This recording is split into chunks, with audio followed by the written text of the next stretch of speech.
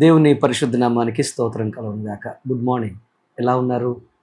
గత దినమంతా దేవుడు మనల్ని కాచి కాపాడి మరొక దినాన్ని ఈరోజు బహుమానంగా ఇచ్చినందుకు ఈ ఉదయకాలం ముందు ప్రభు నామాన్ని నిండు మనసుతో మనం గనపరుస్తూ, స్తుతిస్తూ ఈరోజు ప్రత్యేకంగా దేవుని వాగ్దానాన్ని మనం ధ్యానం చేద్దాం. ప్రత్యేకంగా దేవుడు మన కోసం సిద్ధపరిచిన వాక్యాన్ని మనం చదువుకుందాం. యెహోషువ గ్రంథము మొదటి అధ్యాయము 9వ వచనాన్ని మనం చదువుకుందాం. యెహోషువ గ్రంథం మొదటి అధ్యాయం 9వ వచనం. నేను నీకు ఆజ్ఞాపించి ఉన్నాను కదా, నిభ్రము కలిగి ధైర్యముగా నుండుము, దిగులు పడకము, జడియకము, నీవు నడుచు మార్గం అంతటిలో నీ దేవుడిని యెహోవా నీకు తోడై ఉండును. ప్రియ సహోదరి సహోదరులారా, పరిశుద్ధ లేఖనములో ఉన్న అత్యద్భుతమైన వాగ్దానాల్లో బలమైన వాగ్దానం ఈరోజు మనం చదువుతున్న వాగ్దానం. నిరాశ, నిస్పృహలు, బాధలు, కష్టాలు, శత్రువులు, అలాగే భయంకరమైన వేదనకరమైన పరిస్థితులు కలిగిన అనుభవాలు, అలాగే ఉన్న అవకాశాలు తక్కువ, మన జీవితాల్లో మనము ఎదురించాల్సిన పరిస్థితులు చాలా పెద్దవి, అలాగే గొప్పవి. అలాగే మనం జీవితంలో ఉన్న డబ్బు తక్కువ, మన దగ్గర ఉన్న జీతం తక్కువ, మనము ఖర్చు పెట్టవలసిన ఖర్చు, అలాగే మనం చేయవలసిన పనులు గొప్పగా. ప్రతి మనిషి జీవితంలో ఇటువంటి ఖచ్చితంగా ఏదో సందర్భంలో వెంటాడుతూనే ఉంటాయి, అనుభవిస్తూనే ఉంటారు.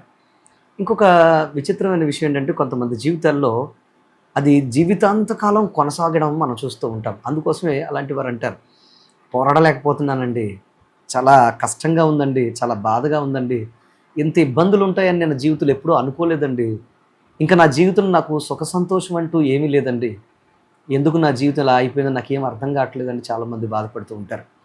ఎందుకు ఈరోజు నీ మాట మీకు చెప్తున్నానంటే, దేవుడు ఎంత ప్రత్యేకమైన వాడో, ఆయన ప్రేమ ఎంత ప్రత్యేకమైనదో, ఆయన నీ పట్ల నా పట్ల ఎంత అద్భుతమైన ప్రేమ కలిగి ఉన్నాడో ఈ వాగ్దానాలను బట్టి మనం తెలుసుకోగలుగుతున్నాం. అలాగే వాగ్దానం చేసిన అప్పుడు అక్కడ ఉన్న యెహోషువతో దేవుడు ఎలాగ అద్భుతంగా మాట్లాడి బలపరిచి ఎలాగ విజయకరంగా జీవితాన్ని మార్చాడో ఈ వాక్యం ద్వారా మనం తెలుసుకోగలుగుతున్నాం. ఇక్కడ చూడండి, మనం గమనిస్తే దేవుడు సూటిగా బాధ, వేదన, భయంకరమైన పరిస్థితులు, రేపు ఏం చేయాలి, ఇప్పుడు నేను ఎలాగా ఈ శత్రువులను ఎదుర్కోవాలి, ఇంత పెద్ద జనాంగాన్ని నేను ఎలా పోషించాలి, వీరికి నేను ఎలాగా దిశానిర్దేశం చేయాలి, వీరు నేను ఎలాగా ఒక దేశంగా మార్చగలనా, వీరందరినీ జయించగలనా, అసలు ఇక్కడ నా జీవితం ఇంతవరకు తీసుకొచ్చిన వారిని ఇక్కడ నేను వదిలేసి నేను చనిపోతానా, శత్రువుల చేతుల్లో మేమందరం నాశనం అయిపోతామా అన్న భయంకరమైన డైలమాలో, ఒక డిప్రెషన్లో, ఒక బాధలో, వేదనలో, కృంగబాటులో ఉన్నప్పుడు దేవుడు ఈ మాట మాట్లాడుతున్నాడు. ఎందుకనంటే, ఇక్కడ వరకు మోషే నడిపించాడు, ఇప్పుడు నువ్వు నడిపించబోతున్నావు, నేను నీకు తోడుగా ఉంటున్నాను అని చెప్తూ చాలా సూటిగా అన్నాడు. ఏమనంటే, బీ స్ట్రాంగ్, ధైర్యంగా ఉండు, అస్సలు భయపడద్దు. ఎందుకనంటే నీ వెనకున్న ప్రజల యొక్క సణుగుడు, గొణుగుడు, వాళ్ళ యొక్క అనుమానాలు నిన్ను చాలా భయపెట్టచ్చు. అంత మాత్రమే కాదు, నీ ముందున్న శత్రువులు నిన్ను చాలా భయంకరంగా నిన్ను భయపెడుతూ ఉండొచ్చు, సమస్యలు భయంకరంగా భయపెడుతూ ఉండొచ్చు. ఎలా ముందుకు నడవాలో, ఎలా ముందుకు సాగాలో నీకు తెలియకపోవచ్చు, కానీ నువ్వు భయపడకుండా ధైర్యంగా ఉండు. నీవు ఎంత ధైర్యంగా ఉండాలంటే, ఎంతటి భయంకరమైన శత్రువు నీ మీద వచ్చినా, ఎంత శక్తి నీ మీద వచ్చి పడినా, ఏమాత్రం కలత చెందకుండా నీవు ధైర్యంగా నిలబడు. అలా నిలబడితే నేను నీ పక్షాన కార్యం చేస్తాను అని వాగ్దానం చేస్తున్నాడు. నాయకుడిగా ఒక బాధ్యతను అప్పచెప్తున్నాడు. నాయకుడు భయపడకూడదు, నడిపించేవాడు భయపడకూడదు, ధైర్యంగా ఉండు, అప్పుడే దేన్నైనా కానీ నువ్వు జయించగలిగిన శక్తిని నీకు ఇస్తానని చెప్తున్నాడు. ఈరోజు ఒక తండ్రిగా, ఒక తల్లిగా, ఒక విద్యార్థిగా, లేకపోతే ఒక వ్యాపారస్తుడిగా, లేకపోతే ఒక ఉద్యోగస్తుడిగా, లేకపోతే ఒక ఉద్యోగస్తురాలుగా నీ జీవితంలో నీవు కూడా భయంకరమైన పరిస్థితులను ఫేస్ చేయాల్సి వచ్చినప్పుడు, ఇతని టాస్క్ను ఫేస్ చేయాల్సి వచ్చినప్పుడు, సమస్యలను ఫేస్ చేయాల్సి వచ్చినప్పుడు నువ్వు చాలా కంగారు పడిపోతూ, వేదన పడిపోతూ, నా జీవితం ఎలా ఉంటుందని ఈ ఉదయకాలం ముందు, రేపు ఎలా ఉంటుందో, ఈరోజు ఎలా ఉంటుందని ఒక తొందరపడిపోతున్నారేమో. ఈరోజు దేవుడు నీతో మాట్లాడుతున్నమాట, బీ స్ట్రాంగ్, ధైర్యంగా నిలబడి ఉండండి. అలా నిలబడితే దేవుని కార్యం దేవుడు చేసుకుంటూ వెళ్తాడు. అంటాడు ఏమనంటే, బలంగా ఉండు, నిబ్బరంగా ఉండు, భయపడకో, నిబ్బరంగా ఉంటాడు, బలంగా ఉండు, బీ కరేజియస్. ఎందుకు బలంగా ఉండాలి అని అంటే, ఈ లోకంలో మన యొక్క జీవితాలు మనం గమనిస్తూ ఉంటే బలహీన పరిస్థితులు మనల్ని ఎప్పుడు కూడా పడగొడుతూనే ఉంటాయి, మన జీవితంలో బలహీనం చేసేస్తూనే ఉంటాయి. అందుకోసం ప్రభువైన యేసుక్రీస్తు వారు అన్నారు, ఈ నా మాటలు చెప్పున చేయు ప్రతివాడును బండ మీద తన ఇల్లు కట్టుకుని వాడిని పోలి ఉండును అన్నాడు. ఎందుకు ఈరోజు నీ మాట గుర్తు చేస్తున్నానంటే, బలం ఎక్కడి నుంచి వస్తుందంటే, మన జీవితంలో ఆయన వాగ్దానాన్ని పట్టుకొని ఉన్నప్పుడు, ఆయన మాట వింటున్నప్పుడు బలం వస్తుంది. ఈరోజు మీ జీవన్మరణ పోరాటంలో ఒకవేళ చాలా బలహీనంగా ఉంటున్నారేమో, భయపడకండి, బలంగా నిలబడి ఉండండి. దేవుడు మీ జీవితంలో ఆయన తప్పకుండా అద్భుతం చేస్తాడు. మీరు వేసే ప్రతి అడుగులో ఆయన తోడుగా ఉంటాడు. మీరు వెళ్ళే ప్రతి మార్గంలో ఆయన తోడుగా ఉంటాడు.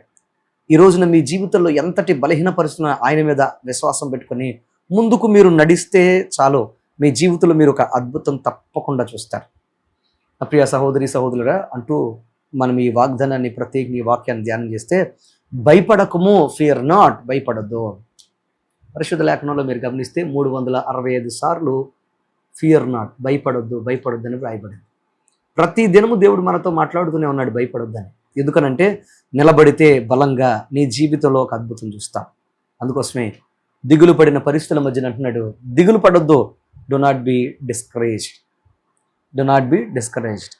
ఈ రోజున నీ జీవితంలో బాధలు, నిరుత్సాహాలు, కష్టాలు, కన్నీళ్ళు, నీ జీవితంలో ఒకవేళ బాధాకరమైన పరిస్థితులు నిన్ను నిరుత్సాహపరుస్తున్నాయేమో, భయపడకుండా, దిగులు పడకుండా మీ జీవితంలో మీరు దేవుని వైపు చూస్తూ యెహోషువ నడిచినట్టు నడిస్తే, యెహోషువ ఒక సామాన్యుడిగా, ఒకవేళ ఒక సైన్యంలో ఉన్న ఒక సైన్యాధ్యక్షుడిగానో లేకపోతే ఒక యోధుడిగానో బయలుదేరి ఉండొచ్చు, కానీ ఒక నాయకుడిగా ఎదిగాడు, ఒక విజేతగా మారాడు, దేవుని సేవించే ఒక దేవుని కుమారుడుగా ఉన్నాడు అని అంటే, దేవుని యొక్క మాటలు పట్టుకొని ఆయన ఏదైతే వాగ్దానం చేస్తున్నాడో, నేను నీకు తోడుగా ఉంటాను వాగ్దానం పట్టుకుని ఎలాగైతే ముందుకు నడిచాడో, యుద్ధంలో గెలిచాడు, అందరినీ పోషించాడు, అనేక సవాళ్ళని ఎదుర్కొన్నాడు, అనేక ప్రాంతాల్లో విజయాన్ని సాధించాడు, తను చేరవలసిన స్థానానికి చేరాడు, అద్భుతంగా తన జీవితంలో అందరికీ జీవితాన్ని ఇచ్చి దేశంగా వారిని నిలబెట్టి దేవుని కుమారుడిగా కొనియాడబడ్డాడు. ఈరోజు మీ జీవితంలో ఒకవేళ మీ ముందున్న సవాళ్ళను బట్టి ఒకవేళ మీరు కూడా భయంతో, బాధతో, వేదనతో ఉంటే కంగారు పడకండి. దేవుడు మిమ్మల్ని నిలబెడతాడు. ఇలాంటి భయంకరమైన పరిస్థితుల మధ్యన నిలబడి ఉండండి, ఆయన మీ జీవితంలో అద్భుతం చేస్తాడు. యెహోషువను ఎలాగైతే నడిపించాడు, యెహోషువను ఎలాగైతే గెలిపించాడు, యెహోషువను ఎలాగైతే నిలబెట్టాడో, అలాగే మీ జీవితంలో కూడా ఆయన నిలబెడతాడు. అందుకోసమే భయపడకుండా, మీ జీవితంలో దిగులు పడకుండా, మీ బ్రతుకుల్లో బలము కలిగి మీరు ఎప్పుడైతే ధైర్యంగా ఉంటారో మీరు తప్పకుండా అద్భుతం చేస్తారు. అటువంటి కృప ఈ దినమందు దేవుడు మీకు తోడుగా ఉండి, మీరు ఎదుర్కొంటున్న ప్రతి పరిస్థితుల్లో ఆయనే చాలా దేవుడుగా ఉండి మిమ్మల్ని ముందుకు నడిపిస్తూ మీ జీవితంలో ఆయన అద్భుతాలు చేయనుగాక. లెట్స్ ప్రే, ప్రార్థన చేసుకుందాం. మా పరమ తండ్రి నీకు వందనాలు, స్తోత్రాలు. ఈరోజు మీరు మాతో మాట్లాడినందుకు వందనాలు, స్తోత్రాలు. ఎంతమంది బలహీనంగా ఉన్నారో, బలహీనమైన పరిస్థితుల మధ్యన కొట్టుబిట్టు ఆడుతున్నారో నా ప్రియ బిడ్డలందరినీ చేతులకు అప్పగిస్తున్నాను. బలపరచండి, దీవించండి, ఆశీర్వదించండి. అయ్యా, నువ్వు యెహోషువతో ఎలాగైతే మాట్లాడావో, ఎలాగైతే తోడుగా ఉన్నావో, ప్రియ బిడ్డలందరితో తోడుగా ఉండి దినమంతా చేస్తున్న ప్రతి ప్రయత్నాల్లో బలహీన పరిస్థితుల్లో బలం ఇస్తూ, భయపడే పరిస్థితుల్లో ధైర్యం ఇస్తూ, దిగులు పడే పరిస్థితుల్లో మీరే నీకు వందనాలు ప్రభువా మాట చెప్తూ, వాగ్దానం ఇస్తూ ముందుకు నడిపించి ఘనమైన సాక్షులు పెట్టండి.